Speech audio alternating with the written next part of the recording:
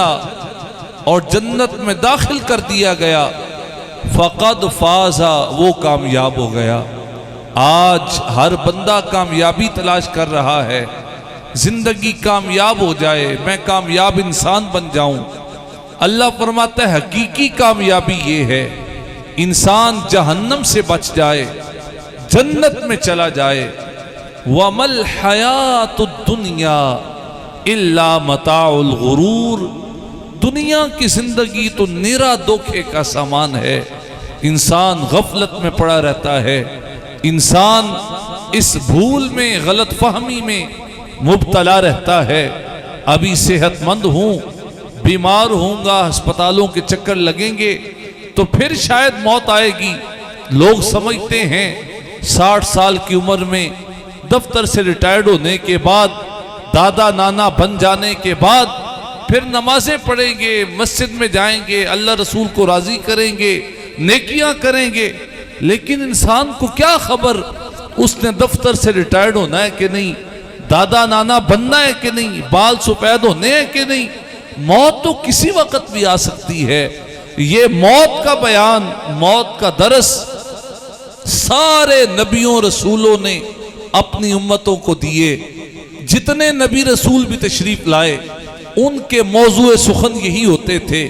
سب سے پہلی بات وہ دعوت دیتے تھے اللہ کی بندگی کرو، اللہ کی عبادت کرو، اس کے سوا کوئی عبادت کے لائق نہیں۔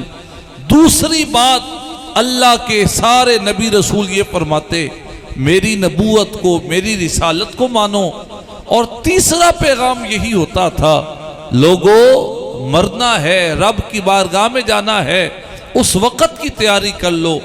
پہلی قوموں نے اپنے نبیوں کو جواب دیے اَإِذَا مِتْنَا وَكُنَّا تُرَابًا وَعِظَامًا أَإِنَّا لَمَبْعُوثُونَ أَإِنَّا لَمَدِينُونَ أَإِنَّا لَمُخْرَجُونَ۔ 18واں پارہ ہے، 20واں پارہ ہے۔ کیا جب ہم مر جائیں گے، مرنے کے بعد مٹی میں چلے جائیں گے، کیا ہمیں دوبارہ زندہ کیا جائے گا؟ کیا ہماری ہڈیاں پھر جوڑی جائیں گی؟ کیا ہمیں پھر اٹھایا جائے گا؟ کیا ہمیں قبروں سے نکال لیا جائے گا؟ یہ لوگوں نے سوال کیے اپنے نبیوں سے، اللہ نے اپنے پاک کلام میں اس کو بیان کیا۔ یہی سلسلہ چلتا رہا۔ ہمارے آقا صلی اللہ علیہ وسلم بھی اپنی امت کو واعظ فرما رہے تھے لوگوں رب کی بارگاہ میں حاضری کے لیے، حساب و کتاب کے لیے، سوال و جواب کے لیے تیاری کر لو۔ کچھ لوگ پرانے قبرستان سے ہڈیاں لے کر آ گئے۔ سورت یاسین ہے، آخری رکوع ہے، آ کر کہنے لگے من یحیی العظام وہی رمیم۔ اے محمد صلی اللہ علیہ وسلم، آ رہے ہیں مرنے کے بعد دوبارہ زندگی ہے۔ کیا یہ جو ہڈیاں ہیں، ہڈیوں سے گوشت ختم ہو گیا، ہڈیوں کے گوشت پر مٹی آ گئی، گرد آ گئی، کیا یہ ہڈیاں بھی جمع ہو جائیں گی، زندہ ہو جائیں گی؟ وہی رمیم، جو بوسیدہ ہو گئی ہیں، جن کی حالت ہی تبدیل ہو گئی ہے۔ سوال ہوا ہمارے آقا علیہ السلام سے، اللہ نے فرمایا جبریل جاؤ، سوال محبوب سے ہوا ہے، جواب ہم عطا فرماتے ہیں۔ سورت یاسین ہے، آخری رکوع ہے۔ قل یحییھا الذی انشأھا اول مرہ۔ دیکھیں قرآن پاک کا اسلوب، قرآن پاک کا انداز کتنا حسین ہے، دل نشین ہے۔ اللہ نے فرمایا قل، محبوب آپ فرما دیں۔ ایک دو نہیں، 20 آیات ایسی ہیں جن کا آغاز لفظ قل سے ہے، حتیٰ کہ سب سے بڑا اعلان اللہ کے ایک ہونے کا، توحید باری تعالیٰ کا، وہ بھی فرمایا قل هو اللہ احد۔ محبوب آپ فرمائیں وہ اللہ ایک ہے۔ کتنی حسین بات ہے۔ پیر مہر علی شاہ صاحب رحمت اللہ علیہ تاجدار گوڑا، آپ فرمایا کرتے تھے لوگو کلام اللہ پاک کا ہے، زبان مصطفیٰ کریم علیہ السلام کی ہے۔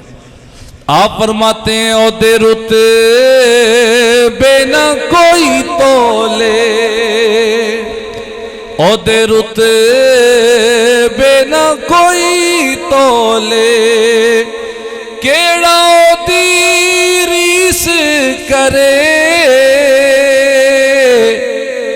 جدے منہ تھی رب بولے کیڑا دی ریس کرے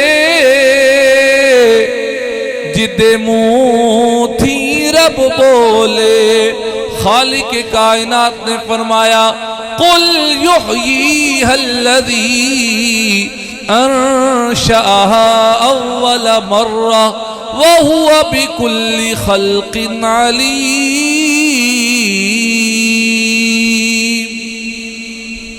محبوب آپ فرما دیں ان ہڈیوں کو وہی ذات زندہ کرے گی جس نے پہلی مرتبہ بنایا جب کچھ نہیں تھا، اللہ نے پھر سب کچھ بنا دیا، اب تو پھر ہڈیاں موجود ہیں۔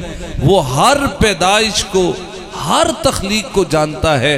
حضرات یہ آخرت کی فکر ہم سب کو کرنی چاہیے۔ صرف توبہ توبہ کی تسبیح، توبہ توبہ کی قوالی، میری توبہ سے بات نہیں بنتی۔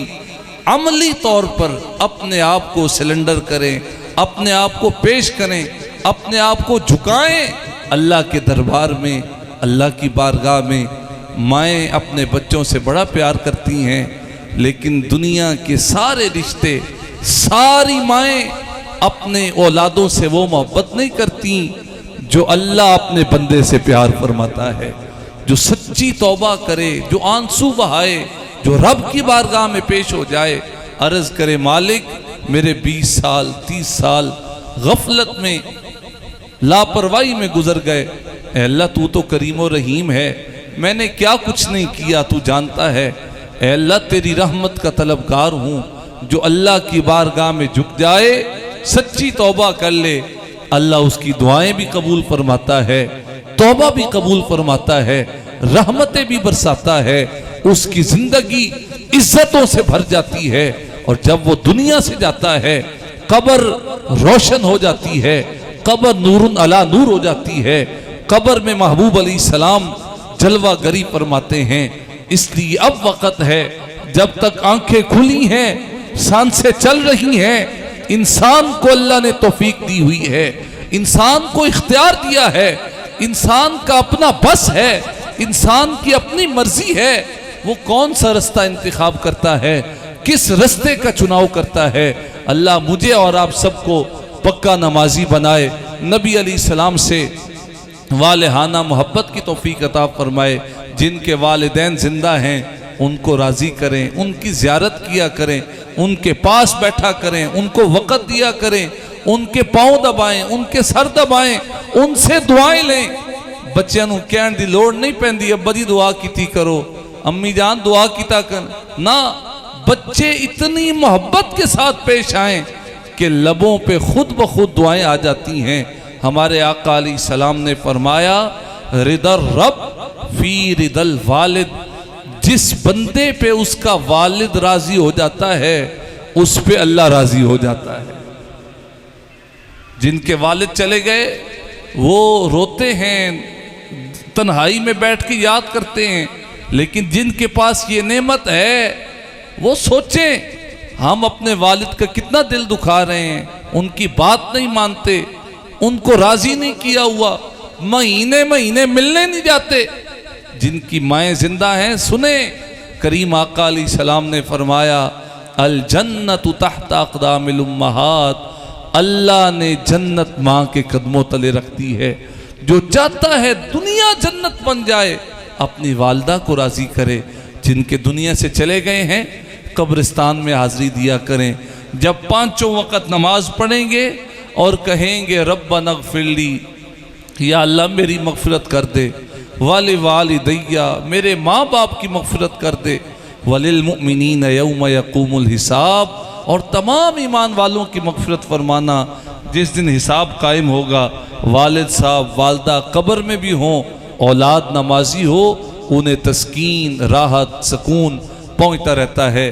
اور مرحوم اشرف بٹ صاحب، ان کی زندگی کے آخری کچھ مہینے میں نے دیکھے، ان کے ساتھ جو تعلق قائم ہوا، نمازی تھے، مسجد سے محبت کرنے والے تھے، مسجد کو وقت دینے والے تھے، تعمیر کے اعتبار سے، پھر اور دیگر معاملات میں بہت محبت والی شخصیت۔ اور وصال سے کچھ دن پہلے مجھے کہنے لگے آئی تے تسی جمعے تے حج دا بیان کردے ہویا اتنی آیات پڑھ چھڑیاں نے، انیاں ایتا پڑھ چھڑیاں نے حج تے موضوع تے.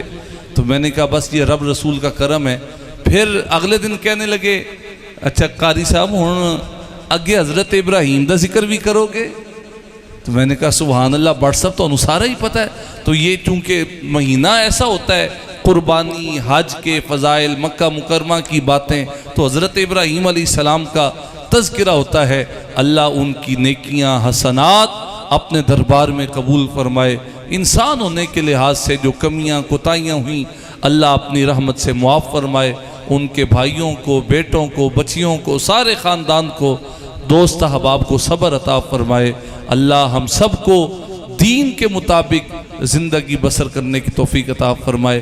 کل سے نہیں آج سے، اور آج سے نہیں ابھی سے پکی نیت کریں، اللہ سے دعا کریں کہ کچھ ہو جائے انشاءاللہ ہم نماز نہیں چھوڑیں گے. بولیے انشاءاللہ. جو اونچی آواز سے انشاءاللہ کہتا ہے نا شیطان کو دھچکا لگتا ہے. مسلمان تیار ہو گئے اللہ کی عبادت کے لیے، نمازی بن جائیں، نمازی بن جائیں. نماز پڑھ. سب سے پہلا سوال، فرسٹ آف آل، پہلا کویسچن قیامت والے دن نماز کا ہے. ایدے وچ پاس ہووان گے تے اگے سارے کم سوکھے ہو جان گے. اللہ عمل کی توفیق عطا فرمائے. وآخر دعوایا ان الحمدللہ رب العالمین. بسم اللہ الرحمن